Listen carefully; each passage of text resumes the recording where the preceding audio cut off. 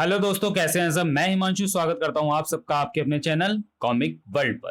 तो चलिए दोस्तों शुरू करते हैं राज कॉमिक्स में एंथनी सीरीज की कॉमिक्स गलियां सुनसान का दूसरा और अंतिम भाग। दूसरे ही पल उस ओर की दीवार के चिथड़े उड़ाता हुआ विमान विश टुकड़े टुकड़े होकर बिखरा और आग के तूफान में खोता चला गया।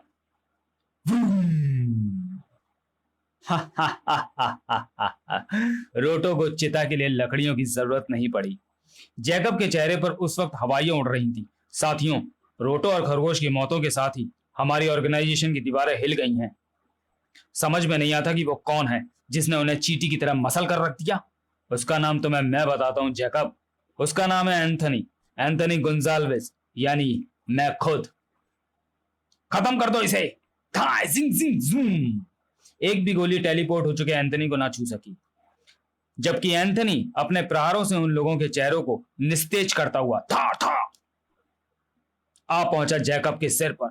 जैकब, आखिरी बार दुनिया को देख ले। नहीं, और जबकि इधर जैकब की कुर्सी को मैंने हासिल कर लिया। अपराध का पूरा साम्राज्य अब मेरे हाथ में आ गया। गलत, तुम्हारे नहीं एंथनी, हमारे। अपराध का साम्राज्य हमारे हाथों में आ गया है और अब मुझे तामसी ऊर्जा का प्रयोग कर मुर्दों को जिंदा करने की जरूरत भी नहीं, क्योंकि मेरे लिए दौलत के पहाड़ लगाने के लिए एक मुर्दा यानी तुम ही काफी हो। इधर इंस्पेक्टर इतिहास के मस्तक पर उस वक्त गहन चिंता की लकीरें मंडरा रही थी। हाँ वेनु, शहर में एक नहीं कई ऐसे केस हो चुके हैं जिसमें पहले तो व्यक्ति की मौत हुई और फिर वो जिंदा उठा। हैरत की बात यह है कि जिंदा होने के बाद उनके व्यवहार भी बदल गए, वे क्रूर हो गए। मेरी दूसरी समस्या है एंथनी और उसका विचित्र व्यवहार। एंथनी कभी भी अपनी पत्नी जूली के सामने नहीं आता था, मगर वो तो आजकल उसी के घर में रह भी रहा है। वो कभी दिन में बाहर नहीं आता था, रात में भी आता था तो जुर्म को मिटाने। और मुझे लग रहा है मगर आजकल उसके लिए क्या दिन और क्या रात। लोगों के बीच दहशत का एक नाम बनता जा रहा है वो। और मुझे लग रहा है कि इन सब घटनाओं का कहीं ना कहीं आपस में कोई संबंध जरूर है। मैं चाहता हूं कि तुम अपनी तंत्र शक्ति से इंसानों के पुनर्जीवित होने का रहस्य पता लगाओ। इस रहस्य का पता लगाने में वेनु को थोड़ा समय लगना था, जब तक जुर्म अपने पांव फैला लेने वाला था। उसका सबसे पहला निशाना थी कानून की छाती। ट्रक में क्या है, नीचे उतरो। हवलदार, ट्रक की तलाशी लो। तलाशी में दिखाई पड़ी मौत। ट्रक में हथियार भरे हैं। अगर हिम्मत हो तो इसे गंतव्य तक पहुंचने से रोक लो इंस्पेक्टर इतिहास। Arrest him. तुम एंथनी को गिरफ्तार नहीं कर सकते। तुम्हें मौत के हाथों अरेस्ट कराएगा एंथनी। एक गोली बर्बाद कर ली ना। मैंने कहा ना इतिहास की तुम मुझे नहीं रोक सकते। तुम तो क्या, तुम्हारी पूरी पुलिस फोर्स मिलकर भी मुझे नहीं रोक सकती। चलो ड्राइवर, ट्रक आगे बढ़ाओ। वाह, कमाल का शक्तिशाली है ये एंथनी तो। एंथनी की शक्ति का उस ड्राइवर ने तो सिर्फ एक ही नमूना देखा था। कल कस्टम पर 20 करोड़ रुपए का सोना पकड़ा गया था, जो कि कस्टम के वॉल्ट में पड़ा है, जहां तक मैं टेलीपोर्ट होकर पहुंचूंगा। अब ये सारा सोना यहां से मैं ले जाऊंगा, मगर सोने के बैग के साथ मैं टेलीपोर्ट नहीं हो सकता। तो मुझे वॉल्ट रूम का दरवाजा खुलवाने के लिए प्रयोग करना होगा अपनी ठंडी आग का, जो कि की होल से बाहर जाकर हंगामा मचा देगी। आग? वॉल्ट के अंदर आग कैसे लग गई? दरवाजा खोलो। वॉल्ट के अंदर से यह हंगामा एंथनी ने दरवाजा खुलवाने के लिए मचाया था। ओ ये क्या, सारा सोना गायब है। कौन था जो हमारे सामने से तेजी से निकल भागा? वही था सोने का चोर। वो एंथनी था। एंथनी के नाम की दहशत मच गई। बड़े बड़े उद्योगपतियों के उस वक्त छक्के छूट गए जब मुझे एंथनी कहते हैं। 2 घंटे के अंदर तुम्हारी जान की मुझे 30 करोड़ रुपए की 30 करोड़ रुपए कीमत चाहिए, वरना उसे आज ही रात में तुम्हारे जिस्म से निकाल दूंगा। फिर जल्दी ही। तुम? हाँ, मैं तुम्हें अपने साथ ले जाने आया हूं। चलो जल्दी करो, अपना सामान बांधकर तैयार हो जाओ, क्योंकि महान डॉन एंथनी की फैमिली इस टूटे फूटे झोपड़े में नहीं, बल्कि मेरे साथ मेरे शानदार बंगले में रहेगी। जूली के जबड़े भिज गए। नहीं, हम तुम्हारे साथ नहीं जाएंगे। पूरे रूपनगर में तुमने जो आतंक की लहर फैलाई है, उसके बाद भी तुम्हारी हिम्मत कैसे हो गई यहां आकर हमें साथ ले जाने की? तुम जानवर हो गए हो एंथनी। तुम्हारी इंसानियत मर गई है। तुम्हारी हर भावना की मौत हो गई है। जाओ, चले जाओ यहां से। Go to hello.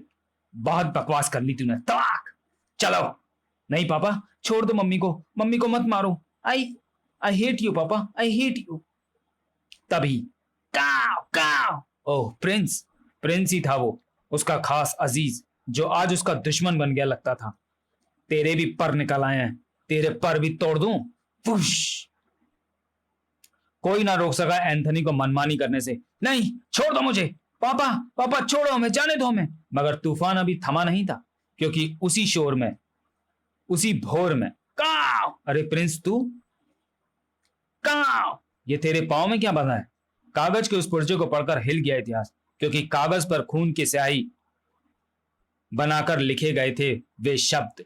इंस्पेक्टर इतिहास अंकल, प्लीज मेरे पापा को मार दो। पापा नहीं, पापी हैं वह, मारिया।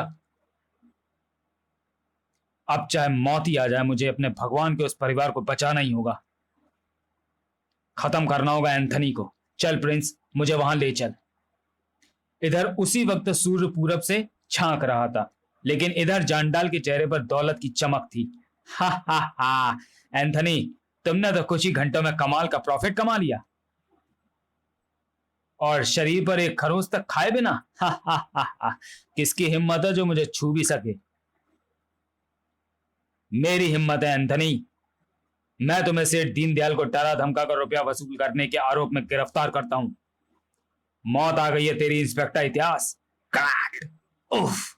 एंथनी के चेहरे पर हर ओर जलजला था। इंस्पेक्टर इतिहास, देखो इस रस्सी को, जिसके फंदे से मैं तुम्हारी गर्दन चकड़ दूंगा। यह क्या कर रहे हो? तुम्हारी मौत का इंतजाम। नहीं, मगर सब कुछ इतनी तीव्रता से हुआ था कि इतिहास को अपना हाथ होलिस्टर तक ले जाने का भी समय नहीं मिला था, या फिर वह जानता था कि एंथनी को रिवॉल्वर से रोक पाना मुश्किल है। हा हा हा हा हा हा। घबराओ नहीं इतिहास, तुम नीचे सड़क से टकराकर नहीं मरोगे, तुम फांसी से मरोगे, क्योंकि रस्सी सड़क तक पहुंच जाए इतनी लंबी नहीं है। बहुत खूब। हा हा हा हा हा। उसके बाद वापस मुड़ गए एंथनी और जांडाल। तो क्या फंदा कस किया? क्या इतिहास का अंत निकट था? मारिया व जूली का क्या हुआ, जिन्हें एंथनी अपने साथ ले आया है? एंथनी का क्या हुआ? एंथनी के इस नए जन्म से क्या आतंक मचाया? नए जन्म ने क्या आतंक मचाया? ऐसे और इन जैसे कई सवालों के जवाब के लिए एंथनी सीरीज की अगली कड़ी का इंतजार कीजिए। तो चलिए दोस्तों, वीडियो को यहीं समाप्त करते हैं और मिलते हैं एंथनी सीरीज के अगली कॉमिक्स डॉन का। तब तक के लिए धन्यवाद।